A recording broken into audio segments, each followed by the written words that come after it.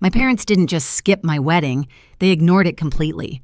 No call, no excuse, just 3 empty chairs staring back at me while I said my vows to a room full of strangers. The guests smiled like nothing was wrong, but I saw the pity in their eyes, felt it burn through the silk of my dress. I told myself I was fine. I wasn't. 2 years later, when my 135K Porsche showed up on Instagram, my mom finally called. Her voice was tight, rehearsed. "We need to talk, family meeting tomorrow." So I said yes, and trust me, I didn't come empty-handed. Before I tell you what happened next, hit like and drop a comment telling me where you're listening from. Have you ever been ignored until you became successful? People like to say family is forever. In my house, it always felt like family meant Logan. Growing up, everything revolved around my older brother, his trophies, his grades, his big plans. Dad called him the future of the Hale name, like we were royalty instead of a middle-class family in suburban Oregon. I was just Lily, the quiet one, the helper, the daughter who didn't need attention because she had her head on straight. I used to sit on the floor of our living room sketching while they rearranged the mantle to fit Logan's latest award. The smell of Dad's aftershave, the sharp click of Mom's camera as she documented his victory, it's burned into me. My art certificate, the one my teacher said showed exceptional promise, ended up shoved in a kitchen drawer under old coupons. I remember asking softly if they'd come to my school art show that week. Mom didn't look up from the stove. "We'll see, honey. Logan's got regionals. That was our rhythm. His needs first, my dreams second." Even when I got a full scholarship to Stanford, the first thing Dad said was, "That's great. Maybe Logan can transfer there too." It became almost funny the way their praise always circled back to him. I learned to stop asking for it. I learned to make my silence look like strength. Years later, when I met Ethan, he noticed it right away. "You talk about them like they're ghosts," he said once. Maybe they always were. Still, when I called to tell them about the wedding, I wanted to believe they'd show up. Mom's voice was polite, detached, like she was checking off a to-do list. "We'll try, sweetie, but Logan's firm has an event that weekend." Dad's muffled voice in the background, "Tell her we're busy." I remember standing by the window phone pressed to my ear, staring at the reflection of my own face, smiling too hard. Like if I smiled enough, they might feel guilty. They didn't. The morning of my wedding, I sent one last text, "There's a seat saved for you in the front row." No reply. When the doors opened, sunlight poured into the vineyard. 90 guests turned to look at me. The air smelled of white roses and champagne. Ethan waited at the altar, eyes full of love that almost covered the hollow space inside my chest. 3 chairs stayed empty through the entire ceremony. When we kissed, I heard someone whisper, "She's so strong." I wanted to tell them I wasn't. I was just used to it. Later, as Sarah raised her glass at the reception, she said, "To finding the family who deserves you." Everyone cheered. I laughed. But deep down, something in me cracked wide open. 2 years later, I'd built a life that didn't need their approval. At least that's what I told myself. Portland in the fall had that gray, determined kind of beauty, like the whole city was hustling through the fog. My office sat on the 21st floor glass walls overlooking the river. On the day the acquisition closed, the screen flashed Crescent Studio sold. $21,000. My team burst in with champagne. To Lily Hale, Jen shouted the woman who built something from nothing. Glasses clinked. Music blasted from someone's phone. For a few hours, I let myself feel it. The weight of every late night, every rejection, every quiet win nobody saw. When the office finally emptied, I sat alone, scrolling through the company's Instagram page. My reflection floated over the city lights. Without thinking, I opened my personal account and posted a photo of the new Porsche Taycan metallic gray parked outside my house. The caption read, "Dreams realized." It wasn't bragging. It was proof to myself that I'd done it without them. 3 days later, my phone buzzed during a morning meeting. Unknown number, Oregon area code. For a second, I thought it might be a journalist. I answered anyway. "Lily." My mother's voice, soft, careful, like walking on broken glass. I froze. 5 years. Not a call, not a text. "Mom, we need to talk. Family meeting tomorrow, 2 o'clock. I laughed once, a sound sharper than I meant. "After 5 years of silence, now you want a meeting?"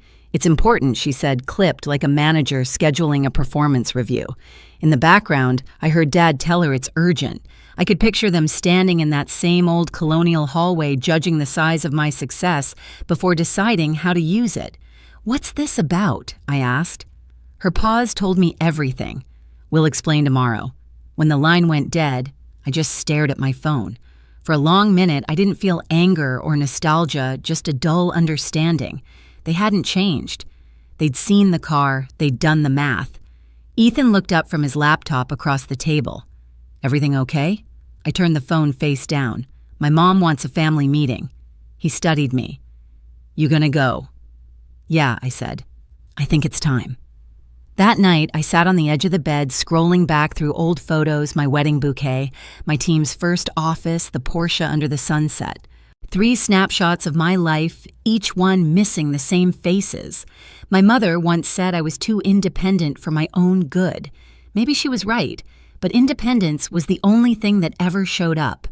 I opened my laptop and drafted an email to my attorney, "Need to review trust documentation by tomorrow morning." Because if they were calling a family meeting, I'd be walking in with something stronger than guilt. The next morning, I woke up before the alarm. The house was quiet, just the soft hum of the refrigerator and the sound of Ethan grinding coffee in the kitchen. I dressed like armor navy suit, low bun heels that clicked with intent. Ethan handed me a mug. "You don't have to go." "I do," I said, slipping my phone into my bag. "But this time, I'm not going as their daughter." He nodded once. "Remember who you are." The drive to my childhood home took 40 minutes. October light filtered through the trees, soft but cold. Every mile felt like peeling back a layer I'd worked hard to grow over. The closer I got, the tighter my chest became. When the house came into view, it looked smaller than I remembered, like time had shrunk it down to size. The white shutters, the brick porch, the same hydrangeas Mom used to water every evening, it all looked preserved, untouched by guilt. She opened the door before I could knock. Her eyes flicked past me straight to the Porsche in the driveway. "You've done well for yourself," she said. "No hello." "Yes," I answered. Nothing more. Inside, the air smelled like lemon polish and control. The dining room table was already set, papers stacked neatly beside Dad's coffee mug. He sat at the head like it was a board meeting. Logan and his wife Hannah were already there, faces arranged in a polite mask of concern. "Lily." Dad's voice carried the same authority it always did. "We appreciate you coming on short notice." "I didn't realize I had a choice," I said, taking the only empty chair. He cleared his throat. "Your brother's been dealing with some financial setbacks. The twins' tuition is behind, and their house, well, the mortgage is overdue." I folded my hands on the table. "And this involves me," how Mom jumped in, her voice trembling on cue. "You're the one who's stable now. We thought maybe you could help. Just until things turn around. Family helps family," Logan added, leaning forward like a salesman closing a deal. Then Dad slid a folder across the table. "Here's the loan paperwork. We've already filled in most of it for convenience." My name stared back at me from the signature line. Something inside me went completely still. "Convenient," I said quietly. "You must have been planning this meeting for a while." Mom's eyes darted to Dad. "Don't be dramatic, Lily. We're asking, not demanding." I looked at her. "Really?" "Because it feels like a setup." Logan scoffed. "You always think you're being attacked. You made your money, now act like family and share." Dad placed a hand on his shoulder as if to steady him. "Lily, we invested everything in you and your education. This is your chance to give back." I almost laughed. "You mean the education I paid for with scholarships? Because you didn't want to co-sign my loans, silence." Mom's voice dropped to that pleading whisper I used to crumble for. "Think about your nieces, sweetheart. They shouldn't suffer because of this." Her words hit the air like a trap. I stood slowly, walked to the window, and stared out at the neatly trimmed lawn. The same swing set where Logan once pushed me off for fun was still there, paint faded, rope frayed. Some things never changed. I turned back to them, calm now. "Where were you at my wedding?" Logan blinked.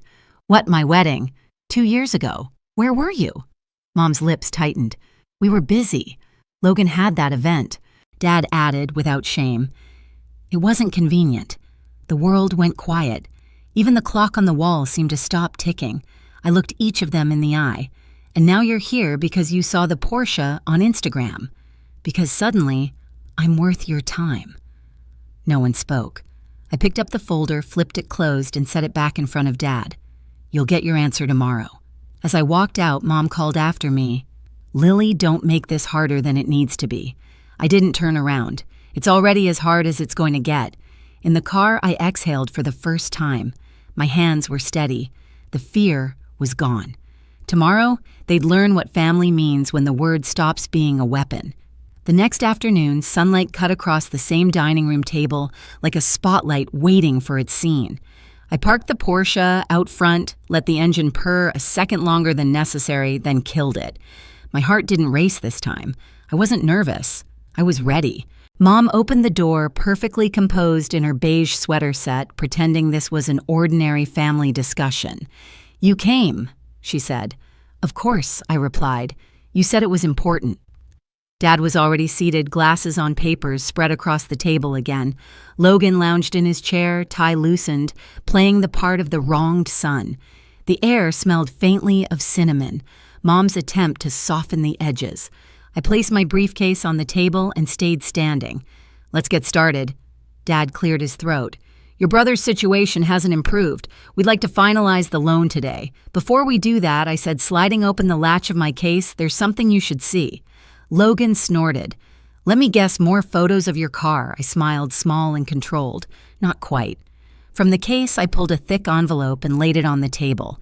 The bold header read, The Rivera Media Scholarship Foundation, 16 million trust. What's this? Mom asked, brow furrowing.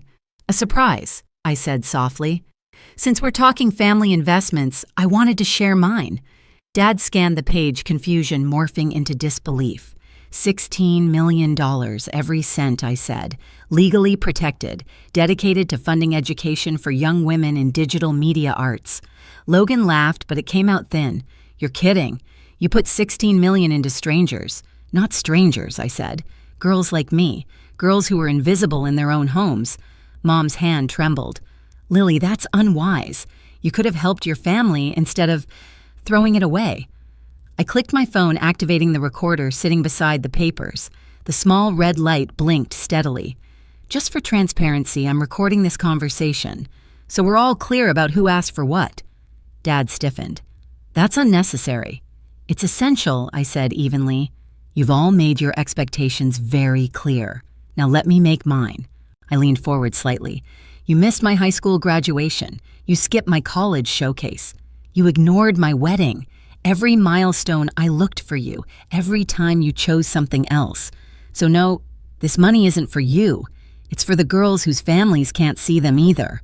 Mom's voice cracked. We only did what we thought was best. No, I said quietly. You did what was convenient. Logan slammed his hand on the table.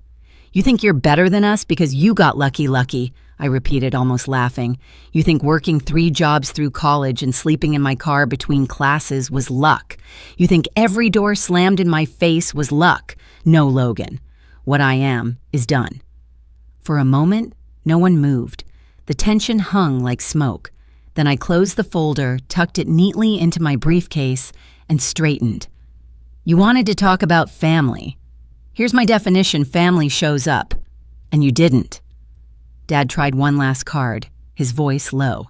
Blood is thicker than water, Lily. Then you should have thought about that before you diluted it, I said. I walked to the doorway. Behind me, chairs scraped the floor. You can't just walk out, Logan shouted. I turned slightly, just enough to meet his eyes. I already did 2 years ago. The door clicked shut behind me. Outside, the air felt sharp and clean. I could hear them arguing through the walls, voices rising into a blur. In the car, my phone lit up with a new email from Naomi Blake, my mentor. Foundation launch approved. Press release scheduled for tomorrow morning. Perfect timing. The next day, the news spread fast.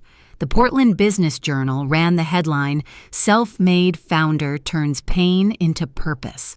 The photo showed me standing beside the foundation logo, confident, collected, untouchable.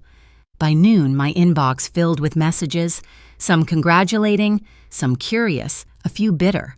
Among them was one from Mom. You've humiliated this family. I didn't reply. That afternoon, a call came from the front desk of my building. "Miss Hale, your family's here, causing a scene." Through the glass walls of my office, I saw them. Mom waving her hands, Logan red-faced, Dad trying to keep control. My team froze eyes on me. I stood straight in my jacket. "Have security escort them out," I said calmly. "Politely." Mom's voice carried even through the glass. "She's abandoning her family." I turned away, walking back to my desk. "No," I murmured to myself. "I'm saving myself." Security led them to the elevators. The moment the doors closed, the office exhaled. Jen, my creative director, whispered, "You okay?" I nodded. Better than ever. That evening, Ethan poured us 2 glasses of wine on the balcony. The city lights shimmered below. "So that's it?" he asked. "That's it," I said. "They showed who they are. I just made sure everyone else saw it too." He smiled. "Revenge your style." "Not revenge," I said, looking out at the skyline.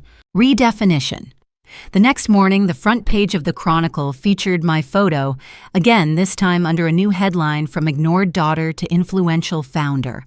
Below it, a quote from my speech, "Family isn't who raises you, it's who lifts you." And for the first time, I didn't feel angry. I felt seen. A week later, Portland woke to rain, the kind that coated everything in silver. I watched it slide down the tall windows of my office, the city blurred and quiet beneath the clouds. My inbox was still full of congratulations about the foundation launch, but my eyes kept drifting to one unread message. The subject line, "Family Emergency." I didn't open it. Naomi stopped by with coffee, her umbrella dripping by the door. "You did it," she said simply. 16 million protected and purposeful. How does it feel different? I admitted, like I finally stopped auditioning for a role I never wanted. She smiled knowingly. Freedom always feels strange at first. That night, Ethan and I walked home under one umbrella. For once, I didn't check my phone. The air smelled of wet cedar and possibility. A few days later, news started spreading Logan's house foreclosed Dad's firm under investigation for misused retirement funds, Mom selling jewelry for liquidity. The internet ate it up, but I didn't gloat. I just felt done. The noise no longer reached me. At the Women in Media Alliance Gala, I stood under soft lights in a navy gown accepting the Business Leadership Award. Cameras flashed, but I spoke slowly, letting every word carry the weight of closure. For years, I chased approval that was never mine to earn. Now I use that energy to build something that lasts. The applause felt different than pity. It was respect. After the ceremony, a young filmmaker barely 20 approached me, eyes shining. "Ms. Hale, your foundation. It means everything. My parents don't believe in what I'm doing, but your story." Her voice cracked. "It makes me believe in myself again." Her words hit somewhere deep where the old ache used to live. I placed a hand on her shoulder. "You don't need their permission to be brilliant." Back at home, the award sat on our mantel, where Logan's trophies used to dominate. Ethan caught me staring at it and asked, "You good?" I nodded. Better than I thought I'd ever be. The next morning, I opened the family emergency email at last. It wasn't an apology, just Mom's familiar tone, polished and manipulative. "We're struggling. Maybe we can talk." I drafted one line in response. "When you start therapy, we can talk." Then I hit send and closed the laptop. Outside, the rain finally stopped. Sunlight pushed through, glinting off the edges of the city like something reborn. For the first time in my life, I didn't feel invisible. A year later, I stood inside the Rivera Foundation's new studio, white walls, glass ceilings, sunlight spilling over rows of cameras and laptops. Laughter echoed through the space as the first class of scholarship recipients worked on their short films. I watched one girl adjust her lens with the same nervous focus I once had. Maya, our youngest scholar, looked up and smiled. "Ms. Hale, can you check this frame?" I leaned beside her, adjusting the light just a touch. "Perfect. You're seeing the world exactly how it should be seen." Behind us, a banner read, "Family isn't who raises you, it's who lifts you." Ethan arrived, coffee in hand, his grin easy and proud. "They're doing incredible work," he said. "They're doing what I wish someone had helped me do," I replied, watching Maya hit record. Outside the studio, I could see my reflection in the glass, steady, calm, whole. There were no missing faces in this picture, no empty chairs, no unreturned calls. Just a woman who stopped asking to be chosen and started choosing herself. That night, I posted a photo of the foundation team with a caption that said, "It all. Some families are built, not born." If you've ever had to walk away from the people who made you feel small, this story is for you. Drop a comment and tell me where you're listening from, because your story might be the next one someone needs to hear. And hit subscribe so you don't miss what comes next. Sometimes revenge isn't about getting even. It's about getting free.